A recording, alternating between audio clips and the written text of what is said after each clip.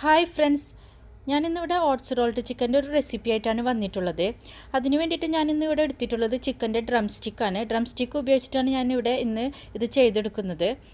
അപ്പോൾ അതേപോലെ തന്നെ ഞാനിന്നിവിടെ ഇത് ഓവനിൽ വെച്ചിട്ട് ബേക്ക് ചെയ്തെടുക്കുകയാണ്.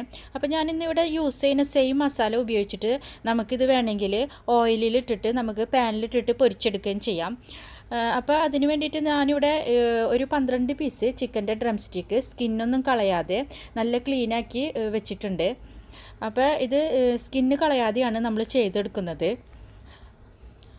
ഇനി നമുക്ക് ഇതിലേക്ക് വേണ്ട മസാലകളൊക്കെ നമുക്ക് ഒന്ന് മാരിനേറ്റ് ചെയ്ത് കൊടുക്കാം. അതിന് വേണ്ടിയിട്ട് ഇവിടെ 2 teaspoon all purpose floor add ചെയ്ത് കൊടുത്തിട്ടുണ്ട്. പിന്നെ നമുക്ക് ഇതിലേക്ക് വേണ്ടത് ഗരം മസാല പൗഡറാണ്. അത് നമുക്ക് വീട്ടിൽ പൊടിക്കുന്ന ഗരം മസാല പൗഡറോ അല്ലെങ്കിൽ നമുക്ക് വാങ്ങുന്ന മീറ്റ് മസാല വെച്ചിട്ടോ ചെയ്യാം. പിന്നെ ഒരു 1/2 ടീസ്പൂണ് കുരുമുളക് പൊടി ആഡ് ചെയ്ത് കൊടുക്കുക. പിന്നെ നമുക്ക് ഇതിലേക്ക് ആവശ്യം റെഡ് ചില്ലി പൗഡറാണ്. അപ്പോൾ ഇവിടെ 1 ടീസ്പൂണ് മുളക് പൊടി ആഡ് ചെയ്ത് കൊടുത്തിട്ടുണ്ട്. പിന്നെ നമുക്ക് ഇതിലേക്ക് വേണ്ടത് ഉപ്പ്, ഒരു 3/4 ടീസ്പൂൺ ഉപ്പ് ഞാൻ എടുത്തിട്ടുണ്ട്. അപ്പോൾ അത് ഈ 12 പീസ് ചിക്കനിലേക്ക് കറക്റ്റാണ്. അപ്പോൾ അത് നിങ്ങൾക്ക് വേണമെങ്കിൽ നിങ്ങളുടെ ടേസ്റ്റിനനുസരിച്ച് കൂട്ടുകയോ കുറയ്ക്കുകയോ ചെയ്യാം. പിന്നെ നമുക്ക് ഇവിടെ ഒരു 2 ടീസ്പൂൺ തൈര് ആവശ്യമുണ്ട്.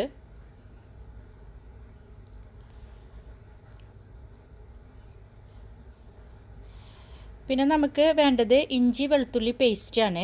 അത് ഒരു 3/4 കുടം വെളുത്തുള്ളിയും പിന്നെ ഒരു ചെറിയ പീസ് ഇഞ്ചിയും കൂടിയിട്ട് നമുക്ക് ഒരുമിച്ച് ഗ്രൈൻഡറിൽ ഇട്ടിട്ട് ഒന്ന് ക്രഷ് ചെയ്തെടുക്കുക.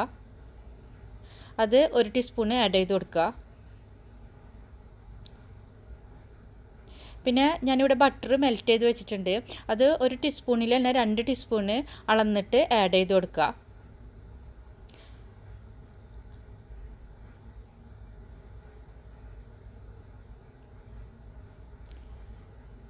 ചിക്കനിൽ നന്നായി മിക്സാക്കി കൊടുക്കാം. അതിനുശേഷം നമുക്ക് കോട്ടിങ്ങിനുള്ള ഇൻഗ്രീഡിയൻസ് തയ്യാറാക്കാം. കോട്ടിങ്ങിന് മെയിനായിട്ട് 2 മുട്ടയും ഒരു 200 ഗ്രാം ഓട്സ് നമുക്ക് ആവശ്യമുണ്ട്. അപ്പോൾ അതിന് വേണ്ടിയിട്ട് 2 മുട്ടയിലേക്ക് നമ്മൾ ഒരു 1/2 ടീസ്പൂണ് ഗരം മസാലപ്പൊടിയും ഒരു നുള്ള് ഉപ്പും ആഡ് ചെയ്ത് കൊടുക്കുക. അതിനുശേഷം ഇത് നന്നായിട്ട് മിക്സാക്കി കൊടുക്കുക. അതിനുശേഷം നമ്മൾ ഈ ചിക്കൻ പീസ് ഓരോന്ന് എടുത്തിട്ട് ഈ മുട്ടയിലും പിന്നെ ഈ ഓട്സിലും മുക്കിയിട്ട് നമ്മൾ ഓരോരോ പീസുകളൊക്കെ മാറ്റി വയ്ക്കാം. അതിനുശേഷം ഇത് 2 മണിക്കൂർ ചുരുങ്ങിയത് ഫ്രിഡ്ജിൽ വെക്കാം. 2 മണിക്കൂറിന് ശേഷം നമ്മൾ ഫ്രിഡ്ജിൽ നിന്ന് പുറത്തെടുക്കുമ്പോൾ ഒരു അരമണിക്കൂർ മുന്നേ ഓവന് പ്രീഹീറ്റ് ചെയ്തിടാം.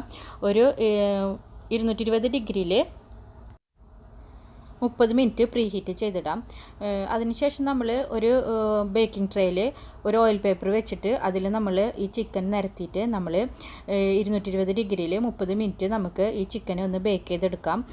അപ്പോൾ നമ്മൾ ബേക്ക് ചെയ്ത് കഴിഞ്ഞതിന് ശേഷം നമ്മൾ ഉടനെ ചിക്കൻ പുറത്തേക്ക് എടുക്കേണ്ട. ഒരു 5 മിനിറ്റ് കൂടി അതിൽ വെച്ചതിന് ശേഷം മാത്രം നമുക്ക് ചിക്കൻ പുറത്തെടുത്താൽ മതി. അപ്പോൾ നമുക്ക് ജ്യൂസിയും ടേസ്റ്റി ആയിട്ടുള്ള ചിക്കൻ ഫ്രൈ തയ്യാറായി കിട്ടും. പിന്നെ നിങ്ങൾക്ക് ഇൻഗ്രീഡിയൻസിൽ എന്തെങ്കിലും ഡൗട്ട് ഉണ്ടെങ്കിൽ വീഡിയോൻ്റെ ഡിസ്ക്രിപ്ഷൻ ബോക്സിൽ നോക്കണം. താങ്ക്സ്.